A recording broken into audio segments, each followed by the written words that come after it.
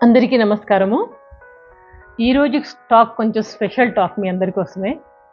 ఈరోజు 54 సంవత్సరాలు నిండి 55 సంవత్సరాల్లోకి అడుగెడుతున్న సందర్భంగా నేను జీవితంలో పాటించే కొన్ని సూత్రాల్ని మీ అందరితో షేర్ చేసుకుంటున్నాను.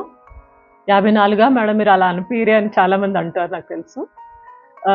దానికి కారణం ఏంటంటే నేను పాటించే కొన్ని ముఖ్యమైన లైఫ్ ప్రిన్సిపల్స్. నా లైఫ్ స్టైల్ కొంచెం వేరేగా ఉంటుంది. అందుకని నేను అంత ఏజ్ లాగా కనపడను. ఏంటి విషయాలు అవన్నీ క్లియర్‌గా చెప్తాను. ఫస్ట్ ఆఫ్ ఆల్ మీరు గుర్తుపెట్టుకోండి ఎప్పుడైనా గానీ మన లైఫ్ ఒక 50 సంవత్సరాలు దాటింది అంటే గనక చాలామంది ముసలి వాళ్ళ కింద లెక్కగడతారు. అరే! ముసలోళ్ళు అయిపోయారు ఈళ్ళు అనేసి. 50 సంవత్సరాలకి ఎవరు ముసలోళ్ళు కావట్లేరు. ఇప్పుడు ప్రెజెంట్ జనరేషన్ ఎట్లా ఉందంటే 50 సంవత్సరాల నుంచి 80 సంవత్సరాల దాకా చాలామంది యంగ్‌గా, యాక్టివ్‌గా మంచిగా ఎక్సర్సైజ్ చేస్తూ హ్యాపీగా తిరుగుతున్నారసల. 80 సంవత్సరాల దాకా వాళ్ళకసలు తెలియట్లేదు. ఒంటి మీద ఏమీ కనపడట్లేదు. అరే! ముసలోళ్ళం అయ్యామని. అది రావట్లేదు. ఎందుకంటే వాళ్ళ యొక్క లైఫ్ స్టైల్. 80 దాటిన తర్వాత ముసలోళ్ళవుతున్నారు. ఆ 80 సంవత్సరాల దాకా అయితే మీరు చక్కగా నివసించొచ్చు. దీనికోసం ఏంటంటే ఒక 40 ఏళ్ళు దాటిందంటే కొంచెం అలర్ట్‌గా ఉండాలి మీరు. 45 దాటిందంటే మీ లైఫ్ స్టైల్ చేంజ్ చేసుకోవాల్సిందే. ఇక 50 దాటిందంటే ఇక రెడ్ అలర్ట్. Red alert. మీరు ఎట్లా ఉంటారు, ఎట్లా లైఫ్‌ని ఉంచుకుంటారు, అదే మీకు మంచి లైఫ్, యంగ్ లైఫ్ ఇస్తుంది. సో, కాబట్టి ఈ 50-80 సంవత్సరాల మధ్యలో మంచి లైఫ్ స్టైల్ మీరు అలవరుచుకోవాలి. నేను 40 నుంచి మొదలుపెట్టేసాను ఆల్రెడీ. సో, ఏం చేస్తున్నాను, ఎలా పాటిస్తున్నాను ఇవన్నీ మీతో చెప్తాను క్లియర్‌గా. సో, బై ద వే మీ అందరికీ తెలుసు నా పేరు doctor Devika Bhatnagar, soft skills trainer and motivational speaker.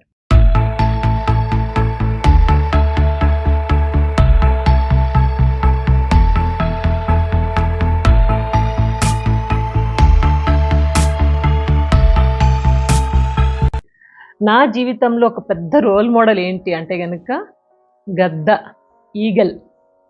Eagle నా లైఫ్‌లో రోల్ మోడల్. ఎందుకు అంటారా?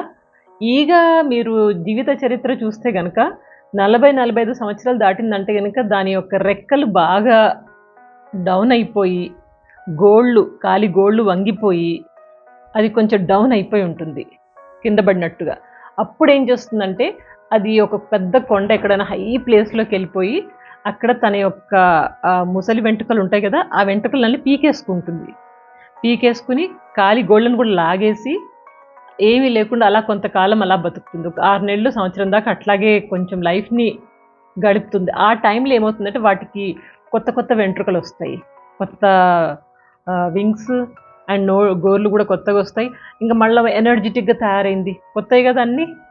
ఎనర్జిటిక్‌గా తయారై 25, 30 సంవత్సరాల దాకా ఆకాశంలో చాలా యాక్టివ్‌గా, ఎనర్జిటిక్‌గా మంచి జీవితాన్ని గడుపుతుంది.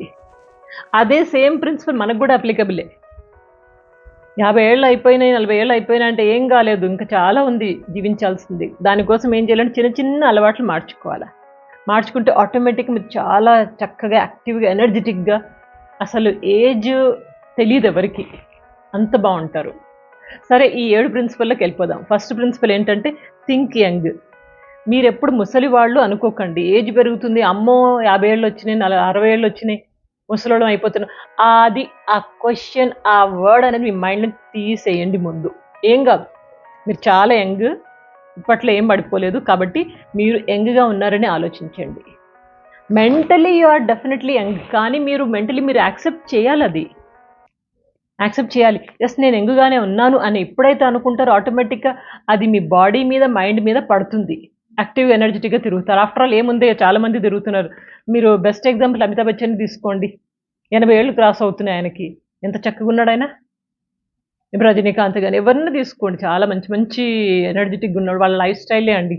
అందుకని ఫస్ట్ మీరు ఆలోచించాల్సిన మైండ్‌లో థింక్ యంగ్. నేను యంగ్‌గానే ఉన్నాను అని ఆలోచించండి. ఓకేనా? ఇక సెకండ్ ప్రిన్సిపల్ ఏంటంటే, మనకి ఫిజికల్ యాక్టివిటీ చాలా ఇంపార్టెంట్. చిన్నప్పుడు ఒక 20, 30 సంవత్సరాల ఆ ఏజ్‌లో మనం ఏం చేసినా చేయకపోయినా యాక్టివ్‌గానే ఉంటాం. అన్నీ అరుగుతాయి. అంతా బానే ఉంటుంది కాబట్టి అక్కడ మీరు ఎక్సర్సైజ్ చేసినా చేయకపోయినా పెద్ద డిఫరెన్స్ పడదు. పెద్ద తేడా ఏం పడదు. కానీ ఇప్పుడు మాత్రం ఒక 45 దాటినాయంటే గనక మీరు definitely you have to start your physical exercises. వాకింగ్‌కెళ్ళడం కంపల్సరీగా చేసుకోండి. వాకింగ్ గురించి మంచి మంచి వీడియోస్ చేసి పెట్టాను మన దాంట్లో. ఫాలో అవ్వండి అది. ఎట్లా వాకింగ్ చేయాలి? ఎంతసేపు వాకింగ్ చేయాలి? వాకింగ్ చేసేటప్పుడు ఎలాంటి జాగ్రత్తలు తీసుకోవాలి? ఎవ్వరూ అక్కర్లేదు, మీరు మొదలు పెట్టండి. మిమ్మల్ని చూసి మీ ఒక నలుగురు వెనకాల పరిగెడుతూ వస్తారు మీ వెనకాల. సో కాబట్టి వాకింగ్ చేయడము, ఎక్సర్సైజ్ చేయడము, యోగా చేయడము, ఇక మైండ్కి ఏమి ఇస్తాము, బ్రీతింగ్ ఎక్సర్సైజెస్, అట్లా ఏదో ఒక ఎక్సర్సైజెస్ మీరు కంపల్సరీగా చేయాలి. It will gives you active and energetic life. ఏ రోగాలు దగ్గర రావు. ఈ షుగర్, ఇక బీపీ అని చిన్న చిన్న రోగాలు అయితే చుట్టుపక్కల రావు, వచ్చినా కానీ దూరం వెళ్ళిపోతాయి. నమ్మండి, ఇది ఫిజికల్ ఎక్సర్సైజ్ కంపల్సరీ. తర్వాత మూడవది ఏంటంటే ఫుడ్ హ్యాబిట్స్. మీ యొక్క ఆహారపు అలవాట్లు చాలా ఇంపార్టెంట్. మీరు ఏజ్ పెరిగినా కొద్దిగా ఫుడ్ తగ్గించాలి. As you grow old you should take less food. తగ్గించాలి, క్వాంటిటీ తగ్గించాలి. అప్పట్లాగా అంతంత తింటాను అంటే కనుక మన పొట్ట జీర్ణించుకోదు, అండ్ బాడీ పెరుగుతుంది, పొట్ట పెరుగుతుంది, ఇవన్నీ పెరుగుతాయి. కాబట్టి కొంచెం ఫుడ్ తగ్గించుకుంటే మంచిది. మంచి ఫుడ్, క్వాలిటీ ఫుడ్ తీసుకోండి, క్వాంటిటీ తగ్గించండి. క్వాలిటీ ఫుడ్ అంటే ఏంటి? ఆకుకూరలు, కాయగూరలు, పండ్లు, ఇంకా డ్రై ఫ్రూట్స్, నట్స్ ఉంటాయి కదా, బాదాం కానీ అక్రోట్ కానీ ఇలాంటి డ్రై ఫ్రూట్స్ తీసుకోవడము, రాత్రిపూట భోజనం తక్కువ తీసుకోవడం, ఇవన్నీ. నేను ఈ మధ్య ఇంకొక లైఫ్ స్టైల్ మొదలుపెట్టాను. ఫుడ్ హ్యాబిట్స్ ఇంకా బాగా చేంజ్ చేస్తాను, చాలా బాగుంది ఇప్పుడు ఇంకా లైఫ్. దీని గురించి డెప్త్గా ఇంకొక వీడియో చేస్తాను, ఎందుకంటే ఇప్పుడు ఈ వీడియో లెంత్ ఎక్కువైపోతుంది. ఫుడ్ హ్యాబిట్స్ నావి ఎలా ఉంటాయి వాటి మీద, ఓకేనా? ఈ ఫుడ్ హ్యాబిట్స్ మీరు మంచి పెట్టుకోండి. వెజిటేరియన్ సాత్విక భోజనం చేయండి. నాన్ వెజ్ అస్సలు ఒంటికి మంచిది కాదు. ఒక ప్రాణిని చంపి తింటూ ఉంటే మనకి ఏం మంచుకుంటుంది చెప్పండి? అందుకని నాన్ వెజ్ మానేసి చక్కగా వెజిటేరియన్ ఫుడ్, సాత్విక భోజనానికి చక్కగా మారి మంచి ఫుడ్ తీసుకొని యాక్టివ్గా ఎనర్జెటిక్గా ఉండొచ్చు. మీ ఫుడ్ హ్యాబిట్సే మీకు లాంగ్ లైఫ్, హెల్తీ లైఫ్ ఇస్తుంది, మీకు గుర్తుపెట్టుకోండి. ఇది కాకుండా ఇంకా 4వ ప్రిన్సిపల్ మైండ్ మేనేజ్మెంట్. మైండ్ని మేనేజ్ చేయాలి. మనల్ని మైండ్ మేనేజ్ చేస్తుందా, మనం మైండ్ని మేనేజ్ చేయాలా? మనం మేనేజ్ చేయాలి మైండ్ని. ఈ మంకీ మైండ్ పట్టుకుని ఉండాలి. ఎట్లా పట్టుకుంటాం, ఏం చేస్తామంటే కనుక, యోగాలో మనకి బాడీకి సంబంధించి అనేక రకాల ఆసనాలు ఉన్నాయి, మైండ్కి సంబంధించి బ్రీతింగ్ ఎక్సర్సైజెస్ ఉన్నాయి, ప్రాణాయామం ఉంది. ప్రాణాయామం రోజు చేయండి. ఒక్క 5-10 నిమిషాలు తీయండి టైంలో, మీ టైంలోంచి తీసి ప్రాణాయామం చేయండి. తర్వాత మెడిటేషన్ ఒక్కటి చేయండి. మెడిటేషన్ చాలా బాగుంటుంది, మైండ్ బాగా ప్రశాంతంగా, ఎటువంటి టెన్షన్ లేకుండా ఉంచుతుంది. అండ్ మైండ్ని మేనేజ్ చేయడానికి ఇంకొకటి చాలా ఇంపార్టెంట్ ప్రిన్సిపల్, ఎప్పుడు బిజీగా ఉండడం నేర్చుకోండి. ఖాళీగా గోల్డ్ గిల్లుకుంటూ ఇది చేస్తూ అది చేస్తూ, లేకపోతే ఇన్స్టా ఇవో స్క్రోల్ చేసుకుంటూ టైం వేస్ట్ చేస్తూ ఉండే కంటే, keep your self busy in any good activity.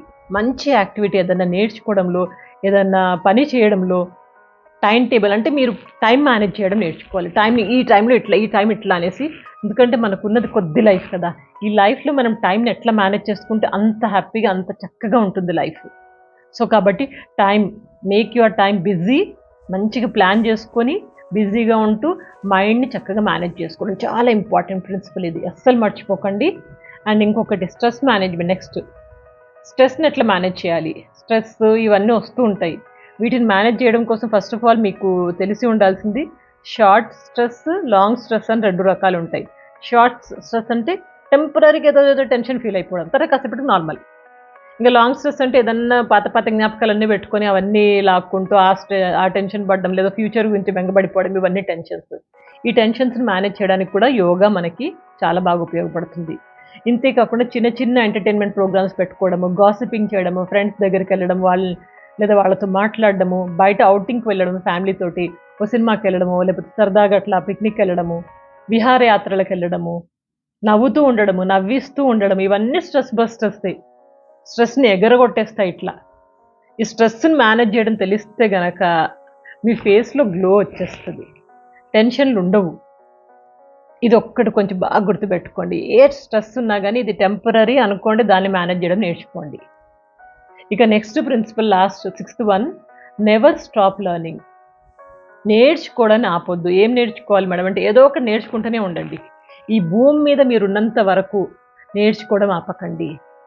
మీరు స్టూడెంట్స్ అయితే మీకు కోర్సుకు సంబంధించి, మీ యొక్క ప్రొఫెషన్కి సంబంధించి ఏదైనా నేర్చుకోండి. ఉద్యోగస్తులు అయితే మీ ఉద్యోగానికి సంబంధించి ఏదైనా నేర్చుకోండి. ఏదైనా గుడ్ హాబీ నేర్చుకోండి, మ్యూజిక్ నేర్చుకోండి, పెయింటింగ్ నేర్చుకోండి, కుకింగ్ నేర్చుకోండి, టైలరింగ్ నేర్చుకోండి. నేర్చుకున్నది ఏది వృధా కాదు, గుర్తుపెట్టుకోండి ఇది. సో కీప్ లెర్నింగ్, నేర్చుకుంటూ ఉండండి ఏదో ఒకటి. ఇది ఇంపార్టెంట్ చాలా. ఇది ఎప్పుడైనా మిమ్మల్ని బాగా యాక్టివ్గా, యంగ్గా ఉంచుతుంది. సోక్రటీస్ ప్రిన్సిపల్ తెలుసా? సోక్రటిస్ అనే ఆ వ్యక్తి అతన్ని ఉరి తీయడానికి ఒక 2-3 గంటలు ఉందనంగా ఆ టైంలో అతన్ని తయారు చేస్తున్నాడు ఉరికమ్మని తీసుకెళ్దామనేసి.